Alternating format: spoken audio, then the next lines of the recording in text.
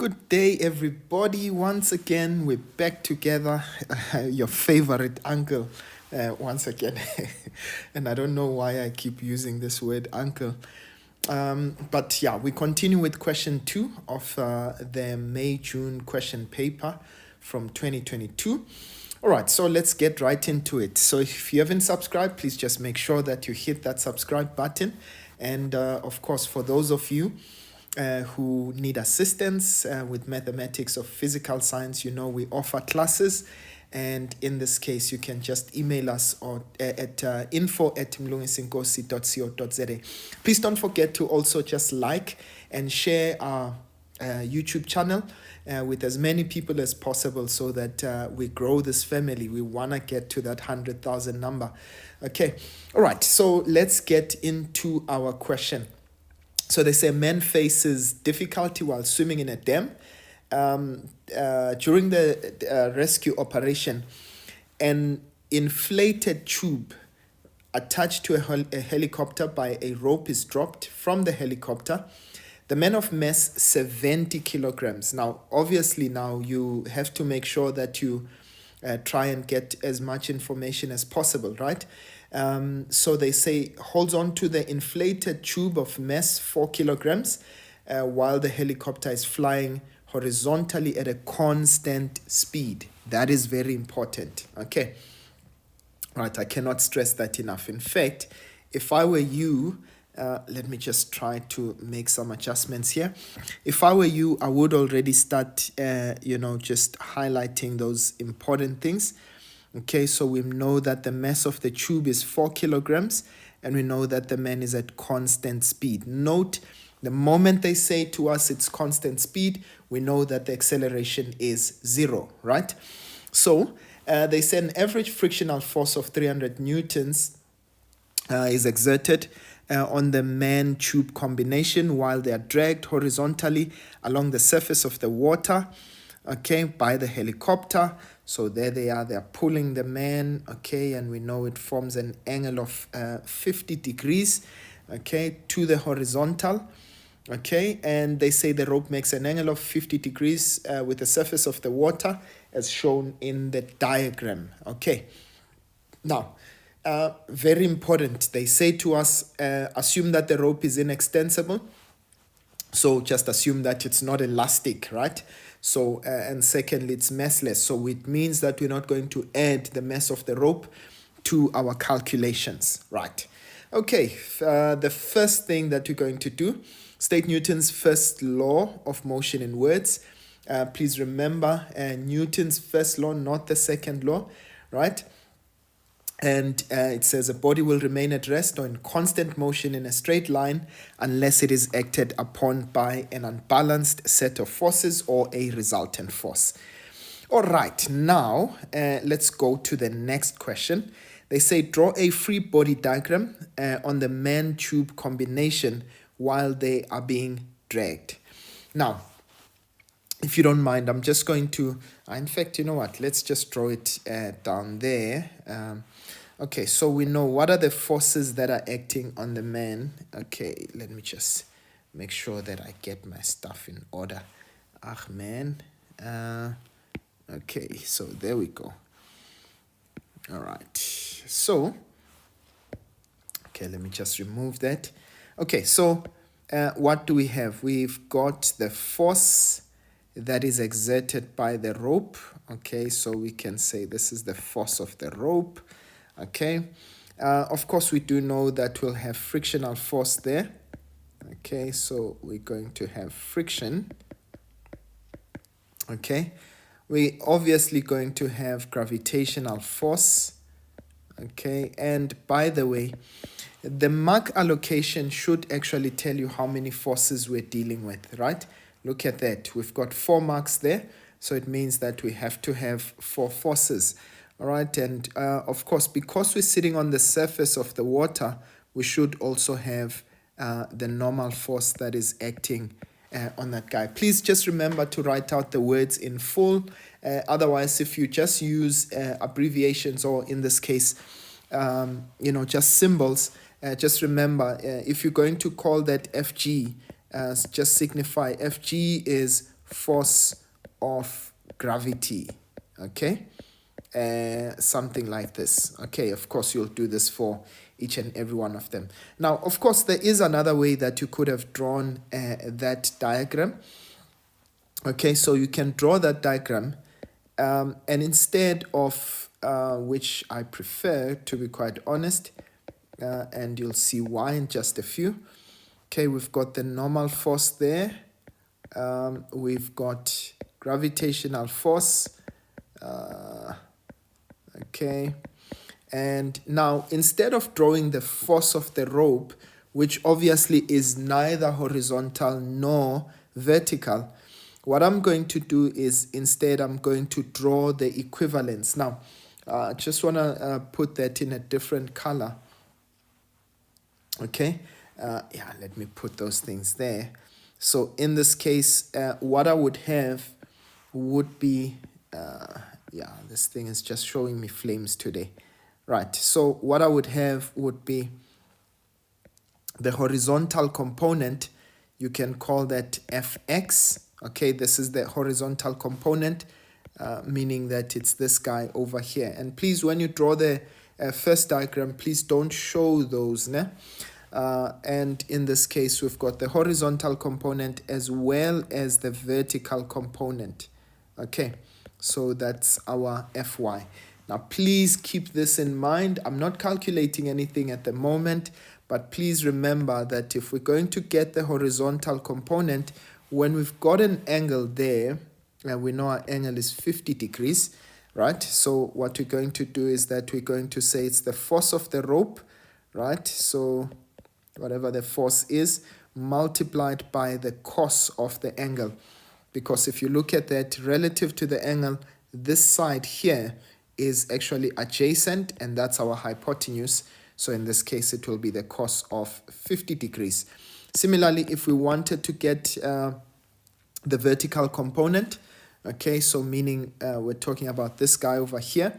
So it would be the force of the rope multiplied by the sine of 50 degrees, sorry, the sine of the angle of elevation. Okay, so in this case, that would be the sine of 50. All right, that was just additional information. Okay, so now let's go to the next question. So that's the free body diagram. By the way, I did say this first one must not include, you can show the angle of elevation there if you want to, but it's not really a requirement. Okay, right, now let's go to the next question. They say to us, calculate the tension in the rope. Okay, now I want us to keep this in mind, right? So when it comes to the horizontal portion of our, of our calculation, by the way, remember that we were told that the frictional force is 300 newtons, right? And we were also told that it is moving horizontally at a constant speed, right? So now I'm going to take my horizontal forces, right? I'm going to say, right, for the next question, Gonya, what question was that? That was 2.3, right?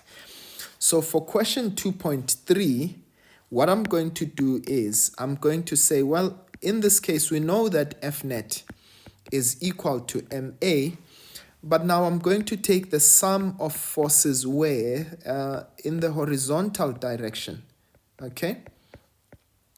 And I know this are equal to MA, but which acceleration in the horizontal direction as well, okay?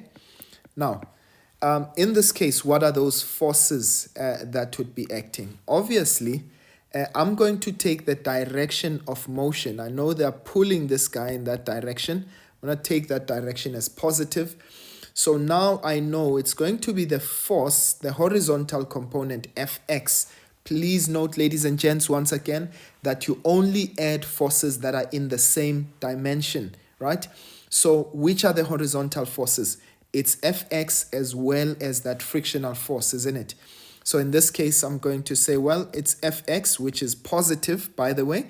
Why? Because I've chosen left as positive, plus a negative frictional force. I'm going to call it kinetic friction if you don't mind. Okay, it's the sum of forces. And what do I know?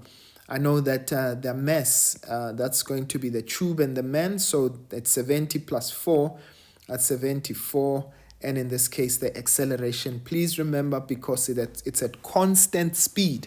Please note the difference between constant speed and constant acceleration. When we say constant speed, in this case, we know that the acceleration is 0. But once we say constant acceleration, it means there is a valid value for acceleration. Okay, so in this case, we did say our fx value, that's going to be the force of the rope, which is what we want, right? Multiplied by the cos of the angle, which is 50 degrees, okay? Minus our friction, which is 300, and this is equal to 0. And of course, what we can simply do is just take the force of the rope, okay, is equal to, so that I don't confuse you, so that would be cos of 50, which is equal to 300, and all we can do is divide both sides by cos of 50. Okay, let me see if I can get my calculator there. All right, so we are going to say 300 divided by the cos of 50 degrees. Okay, and I get the force of the rope would now be equal to 466.72 newtons. All right, I hope that everyone is okay with that and that you are able to follow on. Right, let's go to the next question. Right, now for the next question, they're asking us the question, how will the answer in question 2.3, so meaning that the answer that we've just given now, how would it change if the helicopter accelerates while dragging the man? Okay. The frictional force and the angle between the rope and the surface of the water remain the same. Okay. Choose increase, decrease, or no change. And you must give a reason for your answer.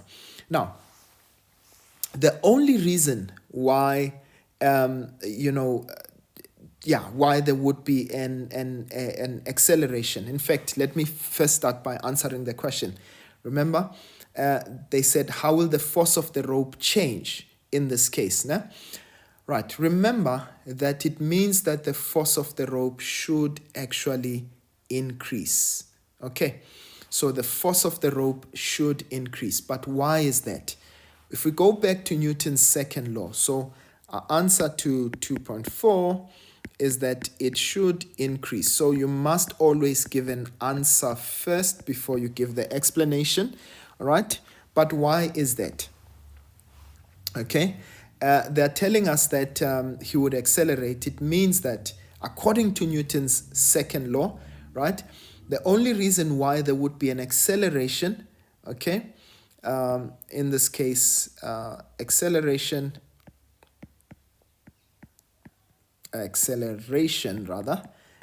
is directly proportional to the net force. Directly proportional.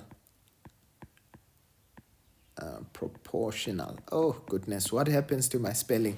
Right, so it's directly proportional to the net force. Okay, to the net force.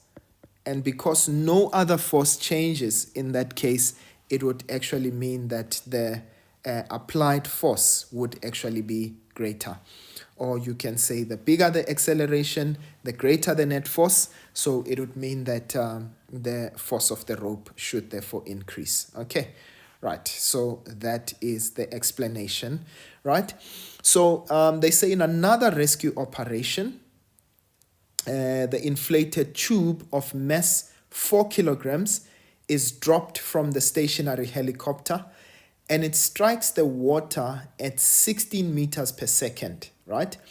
They say the tube sinks vertically downwards into the water to a depth of 0.8 and then rises to the surface, rather. And then they say the rope hangs loosely. Okay, right. In fact, maybe just to try and illustrate. Now I'll draw it on the on my board, right? So they say calculate the magnitude of the average force upwards exerted on the inflated tube while it is sinking. Assume that the average upward force is constant for the motion. Right, now, ladies and gents, I want you to please just consider. So they're telling us that, my drawing is terrible, hey? So they're telling us, here's this tube of ours. It's going to land on the water. So let's assume this is the surface of the water. But what's going to happen to this tube? It's going to sink in the surface of the water to a depth of about 0.8. So there's our tube there. Now, if I say to you it sinks to a depth of 0.8, what does it actually mean? It just simply means that it would actually land inside this water and obviously go deep inside until it stops. Now, please keep that in mind. It means it stops. Remember, before it goes back upwards, it has to initially stop. So I'm saying it is going to stop at a distance of 0.8, right? So now I know that it's going to stop at 0.8, but they also had told us, now please, I want you to note in this case that it struck the water with a speed of 16 meters per second. That's very important, right? So we've got the initial speed with which it entered the water, and we've got the speed when it gets right to the bottom, or rather to the lowest point, which is 0.8, right? So we know, if we go to our diagram there, that it entered this point at 16 meters per second, right? I'm going to consider downwards as positive, right? So it entered at 16 meters per second and it stops at this point. So it means that the speed is 0 meters per second, right? Now, can I calculate the acceleration between this point? I absolutely can, right? So I'm going to take equations of motion. I want you to note in this case, it is not falling due to gravity, right? Remember, as soon as it enters the water actually exerts a force upwards. So therefore, gravity is not the only force that acts. However, what do I have? I've got initial velocity, I've got final velocity, and I've got my displacement there, and I want acceleration so that I can calculate the force. So I'm going to use the equation Vf squared is equal to Vi squared plus 2 times a delta y in this case. So my final velocity, remember we said it is 0. Our initial velocity, that is 16, positive 16, because it's going down, plus 2 times a. In this case, what is our displacement? It is displaced downwards 0.8 meters. Okay, so of course we're going to consider our gymnastics there, right? So we're going to take 16 squared to the other side. That becomes negative 16 squared. Okay, and 2 times 0.8, that will be 1.6a. So what we're simply going to do is divide both sides by 1.6. I'm sure you can already see that acceleration will be negative, right? So let me just pull out my calculator again, right? So I've got, let's clear that. I've got negative 16 squared, and I'm dividing that by 1.6, and there's our answer, negative 160, right? So that's minus 160 meters per second squared. Okay, right, now finally, remember what we're looking for is the force that is exerted by the water, and I want you to think about it in this case, right? So there are two forces that are actually acting on this particular tube. So we know that the force of gravity there, okay, which is acting vertically downwards, so force of gravity, but you also know that the water is exerting a force upwards, right? So this is the force of the water on the tube, right? So in this case, I know that F net is equal to MA, but if I continue, remember we are taken downwards as positive, it means it's going to be force of gravity minus the force of the water, okay? This is equal to the mass times the acceleration, but remember we already found the value of the acceleration, and this tells us that this tube was actually decelerating. It was actually slowing down, which is actually the case as it goes down, right? So our force of gravity, remember this is m times g, so this is 4 multiplied by 9.8 minus the force of the water, which is what we are looking for, and this is equal to, again, our mass is 4, but our acceleration is negative 160. Okay, so let's find out minus the force of the water is equal to, so we're going to say 4 times 160, so I'm just going to say times 4, and if I take that to the other side, it becomes negative. So what I'm going to do is just simply say I'm going to subtract from our answer 4 times 9.8, and I get a value of, so on the other side I've got minus 679.2, and so the force that is exerted by the water would be 679.2. In which direction? It would be upwards. Let me just check if they said we should just calculate the force or the magnitude of the force. Calculate the magnitude of the average force exerted on the so in this case we just wanted the magnitude, so it's okay to just leave it here without stating the direction. All right, I hope that makes sense to everyone. That is how you would have scored yourself all of those marks, and I hope that I answered it in the best possible way. So I'm going to give you question 3 later on. All right, quite an interesting question paper this, but I'm sure that most of you would have done quite well because your favorite uncle became your plug. All right, otherwise I'll see you guys next time. Shop shop.